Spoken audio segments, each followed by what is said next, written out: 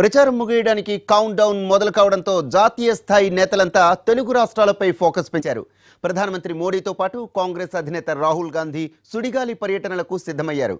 ఇవాళ మోడీ ఏపీ, తెలంగాణలో ప్రచారం నిర్వహించబోతున్నారు. ఇక రాహుల్ గాంధీ రోజంతా తెలంగాణను చుట్టేయబోతున్నారు.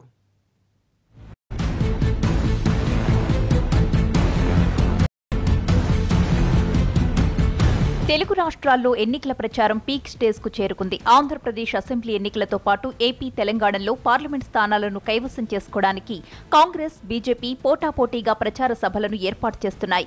ప్రచారానికి సరిగ్గా ఇంకా 9 రోజులు మాత్రమే ఉండడంతో సాధ్యమైనన్ని ఎక్కువ సభలను ప్లాన్ చేస్తున్నాయి ఆయా పార్టీలు. కర్నూలు, మహబూబ్ నగర్ నియోజకవర్గాల్లో ఇప్పటికే ఎన్నికల సభల్లో పాల్గొన్న ప్రధాని మోడీ మరోసారి 2 తెలుగు రాష్ట్రాలకు వస్తున్నారు.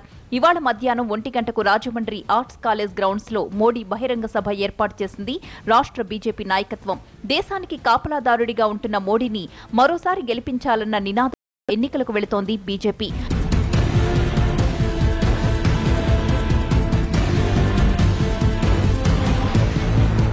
రాజమండ్రిలో ఎన్నికల సభను ముగించుకుని సాయంత్రం 4:50 మోడీ బేగంపేట్ ఎయిర్పోర్టుకు చేరుకుంటారు. సికింద్రాబాద్ లో జరిగే బీజేపీ సభలో మోడీ పాల్గొంటారు. సికింద్రాబాద్, మల్కాజ్గిరి నియోజకవర్గాల నుంచి జన సమీకరణ చేస్తోంది ఆ పార్టీ.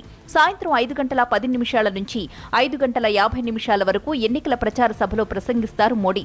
ప్రచారం ముగిసేలోపు నిజామాబాద్ లేదా కరీంనగర్లో మరో సభలో ప్రధాని పాల్గొనే అవకాశం ఉంది.